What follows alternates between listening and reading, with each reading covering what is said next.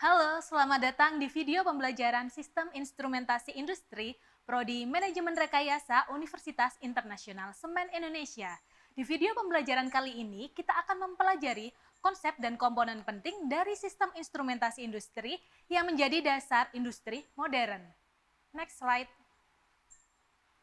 Dalam kehidupan sehari-hari, kita sering melakukan pengukuran dan juga kontrol. Misalkan saat memasak mie dengan air yang mendidih di atas kompor. Namun di dunia industri, proses ini menjadi jauh lebih kompleks. Misalkan saat memasak semen. Semen membutuhkan temperatur yang tinggi untuk memprosesnya. Bahan baku semen yaitu klinker membutuhkan temperatur di atas 1000 derajat Celcius. Dalam kehidupan sehari-hari, kita sering melakukan kontrol dan juga pengukuran. Misalkan saat memasak mie dengan air yang mendidih di atas kompor. Namun, di industri proses ini menjadi jauh lebih kompleks. Misalkan saat memasak semen, yaitu menggunakan bahan baku klinker dengan temperatur di atas 1000 derajat Celcius. Di sistem instrumentasi industri ini, kita akan mempelajari untuk memonitor, mengontrol, dan melindungi proses ini dengan presisi tinggi. Tujuan pembelajaran mata kuliah ini adalah agar mahasiswa mampu membangun dan menganalisis sistem instrumentasi yang berfungsi sebagai monitoring, pengendalian, dan perlindungan dalam industri dengan benar. Dan untuk prasyarat mata kuliahnya adalah sistem pengukuran. Dan ini adalah beberapa daftar pustaka yang digunakan dalam mata kuliah ini. Berikut ini adalah isi dari mata kuliah Sistem Instrumentasi Industri, ada 1-9. Yang pertama kita akan mempelajari dasar dari sistem instrumentasi industri. Lalu yang kedua kita akan belajar mengenai diagram blok kontrol. Lalu yang ketiga kita akan mempelajari mengenai cara menyusun PNID yaitu Piping and Instrumented Diagram. Lalu selanjutnya kita akan mempelajari BPCS yaitu Basic Process Control System, SIS Safety Instrument System. Selanjutnya yaitu tipe kontrol di industri. Selanjutnya yaitu kita akan belajar mengenai controllernya, termasuk on-off, PLC, DCS, termasuk algoritmanya seperti PID tuning. Oke, sekarang kita masuk ke dalam materi pengenalan mengenai sistem instrumentasi industri. Sesuai judul mata kuliahnya yaitu Sistem Instrumentasi Industri. Yang pertama, sistem itu apa sih? Sistem terdiri dari beberapa komponen yang bekerja untuk satu tujuan yang sama. Sedangkan instrumentasi itu merupakan proses kontrol di industri termasuk komponen yang digunakan untuk pengukuran, pengendalian, dan juga safety. Sistem instrumentasi adalah rangkaian komponen yang bekerja bersama untuk menghasilkan keluaran berdasarkan masukan tertentu. Fungsi utama dari sistem ini adalah mengukur, mengontrol, dan juga melindungi variabel proses industri. Berikut ini adalah timeline dari sistem instrumentasi industri yang mengikuti revolusi industri. Revolusi industri pertama itu sekitar abad 19, dimulai di Inggris dengan ditemukannya mesin uap. Saat itu, sistem kontrolnya masih manual oleh manusia. Dilanjutkan, revolusi industri yang kedua, mulai adanya listrik dan produksi mulai massal. Revolusi industri yang kedua ditandai dengan penggunaan listrik dan produksi yang lebih massal. Sistem instrumentasi di sini berkembang ke arah kontrol pneumatik menggunakan pressure atau tekanan dan juga hidrolik. Selanjutnya, revolusi industri yang ketiga ditandai dengan adanya otomatisasi dan penggunaan komputer. Di sini untuk sistem instrumentasinya, khususnya untuk kontrolnya mulai menggunakan PLC yaitu Programmable Logic Control. Ini memungkinkan pengendalian proses dengan lebih presisi dan efisien. Lanjut ke revolusi industri keempat. Nah, era saat ini masuk ke revolusi industri keempat yaitu ditandai dengan adanya integrasi teknologi digital, IoT, Internet of Things, dan kecerdasan buatan atau AI. Di mana di sini sistem kontrol menjadi lebih pintar, terhubung, dan responsif terhadap data secara real time. Dan selanjutnya kira-kira apa ya untuk revolusi industri yang kelima? Berikut ini adalah revolusi industri 5.0 yang kita bisa lihat di ujung piramida. Di mana di sini revolusi industri 5.0 membawa konsep baru yang berfokus pada harmoni antara manusia dan juga teknologi. Di mana di era ini adanya kolaborasi antara manusia dan juga mesin pintar ataupun AI menjadi kunci penting. Dan di sini untuk sistem kontrol menjadi lebih personal, adaptif, dan berfokus pada keberlanjutan. Dan di sini juga untuk sistem kontrolnya, dia bisa membuat keputusan berdasarkan data yang lebih manusiawi dengan mempertimbangkan dampak sosial dan juga lingkungan. Berikut ini adalah contoh dari kontrol manual yang masih dilakukan oleh manusia ataupun operator. Di sini untuk variabel prosesnya yang dikontrol adalah temperatur. Yang di sebelah kiri, di sana terdapat steam yang masuk ke dalam heat exchanger, dan di dalam heat exchanger ada inputan lain yaitu fluida dengan temperatur tertentu. Di mana manusia ini mengontrol temperatur yang ada di dalam heat exchanger sesuai dengan temperatur yang dirasakan oleh tangannya. Dan di sana steamnya akan dibuka seberapa supaya temperaturnya sesuai dengan yang diinginkan. Tentunya manual kontrol ini tidak mungkin bisa dilakukan dengan skala industri yang besar. Oleh karena itu dibutuhkan kontrol yang otomatis. Berikut ini adalah contoh kontrol di era revolusi industri 2.0, yaitu dengan menggunakan kontrol pneumatik dan juga hidrolik. Tentunya lebih mudah daripada kontrol manual yang sebelumnya, di mana di sini untuk sistem kontrolnya menggunakan udara atau cairan untuk menggerakkan aktuator atau untuk mengontrol proses. Tentunya sistem ini lebih andal dibandingkan kontrol manual dan dapat diotomatisasi sebagian namun masih memerlukan pengawasan dari manusia. Berikutnya yaitu automatic control, di mana di sini kontrol sudah dilakukan secara otomatis oleh perangkat seperti PLC, sensor, dan juga aktuator untuk mengontrol proses tanpa campur tangan dari manusia secara langsung. Contohnya adalah pengendalian suhu dalam suatu reaktor kimia. Keunggulan dari metode ini adalah akurasinya yang tinggi, efisien, dan mudah. Berikutnya kita akan membahas diagram blok dari sistem kontrol. Tapi sebelum itu kita flashback dulu ke mata kuliah sebelumnya yaitu sistem pengukuran. Di mana ini adalah diagram blok dari sistem pengukuran. Kita memiliki input berupa true value dari suatu proses variabel dan output berupa measure value atau nilai yang terukur.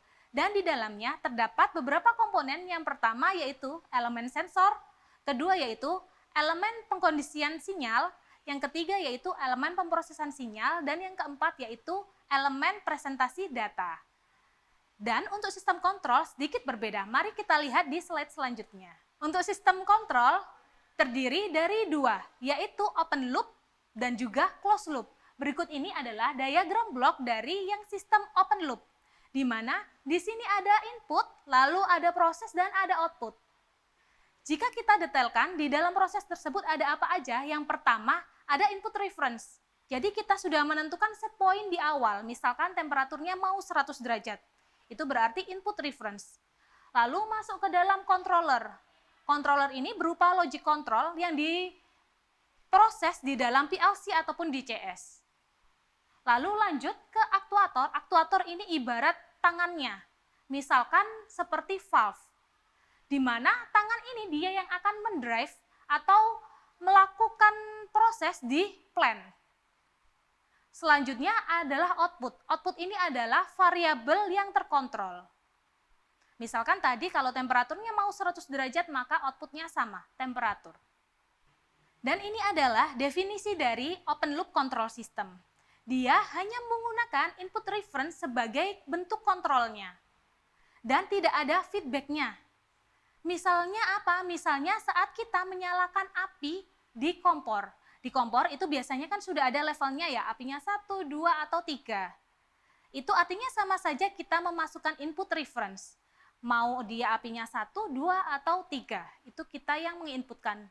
Dan tidak ada feedback dari sistemnya. Untuk open loop control system ini juga disebut sebagai non-feedback controller. Kenapa? Karena tidak ada feedbacknya, karena di situ belum ada sensor yang dipasang untuk memberikan feedback ke inputan. Jadi di sini seperti yang bisa kalian lihat, ada diagram blok yang di sebelah kiri itu adalah masukannya. Misalkan kalau di kompor tadi dia apinya mau 1, 2, atau 3, lalu di situ ada regulatornya atau ada valve-nya.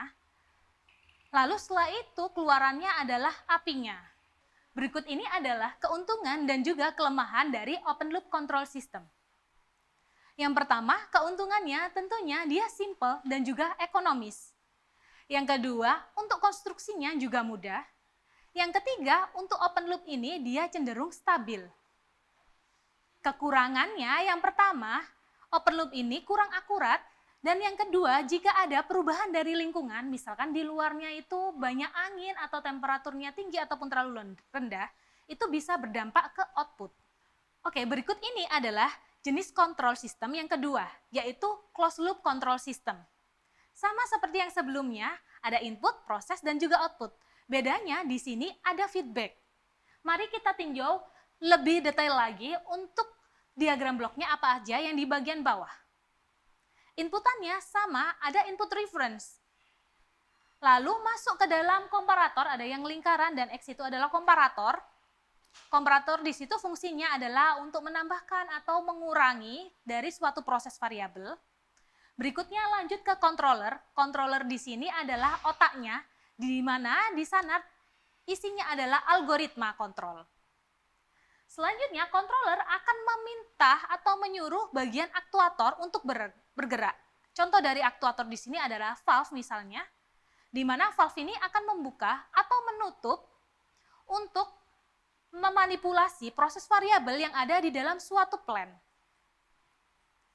Nah, di plan tersebut diinstal sensor. Dan sensor tersebut akan memberikan feedback ke controller kembali. Nah, di sini bedanya dengan yang sebelumnya adalah ada feedback-nya berupa sensor. Kalau misalkan saya beri contoh di slide berikutnya, berikut ini adalah contoh dari closed loop control system. Yang pertama, inputannya yang di sebelah kiri, kita memasukkan input reference. Dalam hal ini, plan-nya yaitu kita ingin mengontrol seberapakah flow yang masuk ke dalam suatu pipa. Misalkan input reference-nya adalah 1 liter per second. Selanjutnya masuk ke komparator, lalu masuk ke controller sebagai otaknya. Lalu selanjutnya controller itu dia akan menyuruh tangannya, yaitu dalam hal ini adalah valve, untuk membuka atau menutup aliran dari airnya. Lalu setelah itu ke pipanya, yaitu plan-nya, outputannya yaitu flow rate-nya, dan juga sebelum ke outputan di sana diinstal suatu sensor yang digunakan untuk mengukur berapa sih flow rate yang keluar dari sana. Di mana sensornya menggunakan orifice plate dan juga differential pressure transmitter. Keluaran dari sensor akan masuk ke komparator. Di komparator ini dia akan mengompare antara input reference dan juga keluaran dari sensor, apakah ada perbedaan atau tidak. Jika ada perbedaan, maka dia diproses di controller, dan controller menyuruh valve untuk membuka atau menutup supaya sesuai dengan input reference. Berikut ini adalah keuntungan dan juga kekurangan dari closed loop control system. Keuntungan yang pertama yaitu untuk closed loop control system lebih akurat, terutama saat sistemnya non-linear. Yang kedua, untuk sensitivitasnya itu lebih oke apabila ada perubahan yang kecil. Yang ketiga, closed loop system ini bisa menyesuaikan noise atau mereduksi noise. Tentu aja ada kekurangannya. Yang pertama yaitu tentunya dia lebih mahal dan lebih kompleks dalam pemasangannya. Dan yang kedua, untuk feedback dari sensor itu bisa menghasilkan respon yang berosilasi. Yang ketiga, untuk sistemnya karena lebih kompleks, jadi overall gain-nya itu lebih besar. Beda dengan yang open loop sebelumnya. Kekurangannya yaitu, yang pertama, sistem ini lebih kompleks dan lebih mahal. Yang kedua, untuk feedback dari sensor itu bisa menyebabkan responnya berosilasi. Yang ketiga, feedback-nya juga bisa menyebabkan pengurangan dari overall gain dari sistem tersebut. Dan untuk persamaannya tentu lebih kompleks. Yang keempat, untuk stabilitasnya itu perlu waktu khusus untuk mendesainnya dan perlu juga algoritma khusus. Berikut ini adalah 4 komponen utama dari sistem kontrol.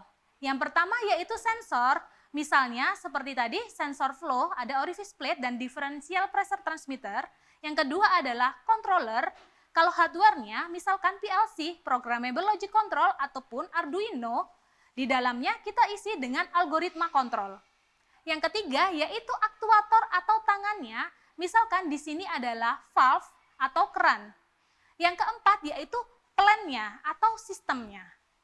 Yang pertama, saya akan menjelaskan mengenai plan. Plan di sini bukan tumbuhan ya, tapi kita menyebut sistem di suatu industri dengan nama plan, yaitu beberapa komponen yang bekerja bersama untuk menghasilkan satu tujuan. Misalkan di sini ada plan CSTR atau Continuous Stir Tank Reactor. Di dalamnya isinya apa? Isinya yaitu fluida yang dia dimix oleh mixer dan ada pemanasnya. Di mana di sini terdapat inputan di sebelah kiri, inputan fluida, dan di sebelah kanan ada outputan. Dan yang dikontrol di sini adalah temperaturnya. Yang kedua yaitu sensor. Tentunya di sini kalian sudah mengenal mengenai sensor ya di mata kuliah sistem pengukuran. Contoh dari sensor ini ada banyak. Yang pertama adalah termokapel yang digunakan untuk mengukur temperatur, di mana inputannya adalah temperatur dan outputannya adalah millivolt. Yang kedua ada strain gauge, di mana inputannya adalah mechanical strain, regangan atau tegangan, dan keluarannya adalah resistansi. Yang ketiga ada orifice plate, yang fungsinya adalah untuk merubah flow atau tekanan pada suatu fluida, yang nantinya kita bisa mengukur berapakah flow rate-nya. Ini adalah contoh dari sensor yaitu potensiometer yang disambungkan dengan pelampung. Di mana di sini displacement itu diubah menjadi resistansi. Dan rumusnya ada di slide ini, yaitu kita bisa mengukur keluaran tegangan dari sensor ini, yaitu dengan cara ada rasionya resistansi 1 dibanding dengan resistansi total dikalikan dengan voltage yang masuk. Dan di sini untuk resistansi yang 1 itu bisa kita ubah-ubah, tergantung seberapa besar nilai perubahan X-nya atau displacement-nya. Dan di sini bisa disambungkan dengan pelampung, yang dimana saat pelampung itu mengenai suatu level, dia akan bergerak dan ikut menggerakkan potensiometer ini sehingga bisa merubah nilai dari voltage-nya dan akan mengirimkan sinyal data seberapakah level yang ada di dalam tangki ini. Komponen berikutnya yaitu controller. Di sini controller berperan penting dalam sistem instrumentasi. Kenapa? Karena dialah otaknya. Kalau untuk hardware-nya itu bisa seperti komputer atau PLC ataupun Arduino. Dan yang lebih penting lagi adalah apa isi di dalamnya, yaitu algoritmanya. Algoritmanya bisa berupa on-off, fuzzy logic, ataupun algoritma PID, proporsional, integral, derivatif. Komponen berikutnya yaitu aktuator atau tangan. Di mana di sini controller biasanya menghasilkan outputan yang kecil sehingga tidak mampu untuk memanipulasi suatu plan. Oleh karena itu, controller butuh aktuator. Contoh dari aktuator ini adalah pompa ataupun valve atau keran.